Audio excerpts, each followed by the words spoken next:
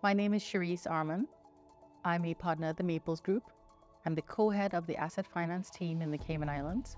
I'm joined today by Mr. Richard Smith, the Director General of the Civil Aviation Authority of the Cayman Islands, and Ms. Nicoela McCoy, the Deputy Director General of the Civil Aviation Authority of the Cayman Islands. So welcome to you both, and it's wonderful to sit today and chat with you about the Civil Aviation Authority of the Cayman Islands, the work that the authority does, some of the structure of the authority, the history of the authority, and I'd like to start off with you, Mr. Smith, to tell us a little bit about the start and the growth of the authority. Where did it start?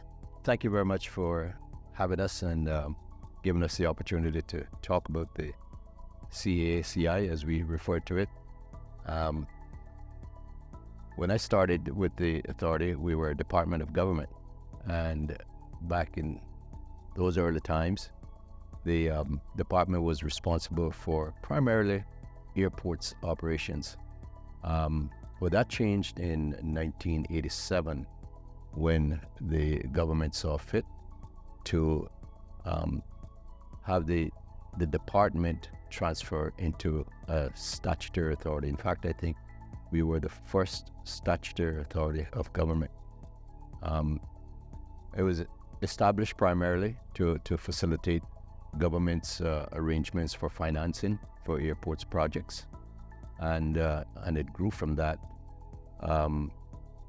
to developing not just airports but other interests of aviation that as those opportunities came about.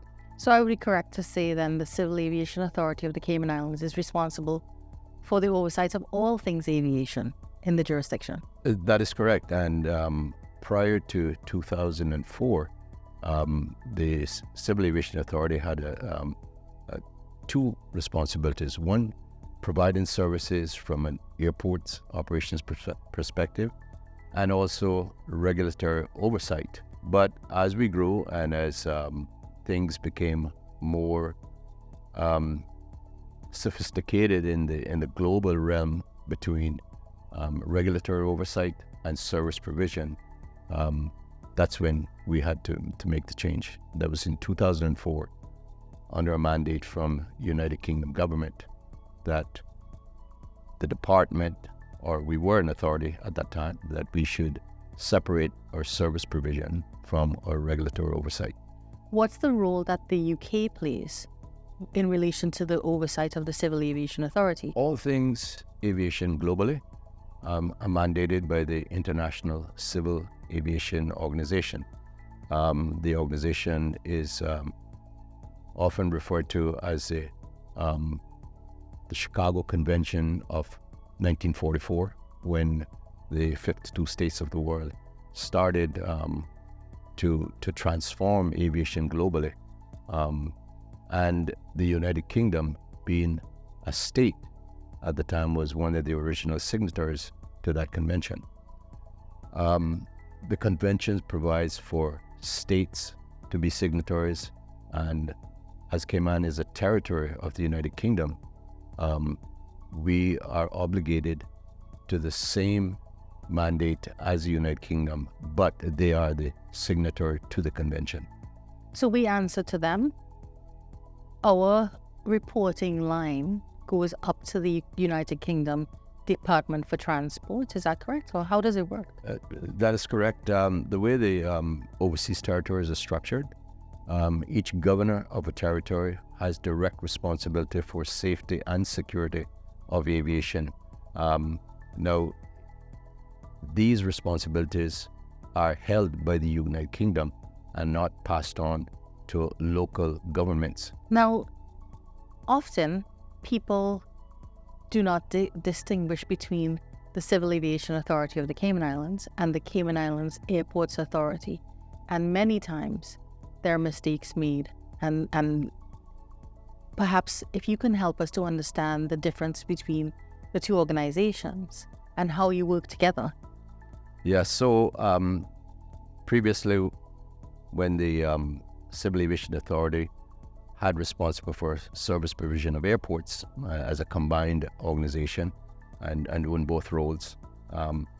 that was eventually frowned upon by the mandates of ICAO, as we refer to it. And it was then that the United Kingdom gave the mandate for all territories, not just Cayman, to separate their service provision from their regulatory oversight. So the government at the time, this was in 2003, that this mandate was issued. And in 2004, the government restructured the Civil Aviation Authority at the time.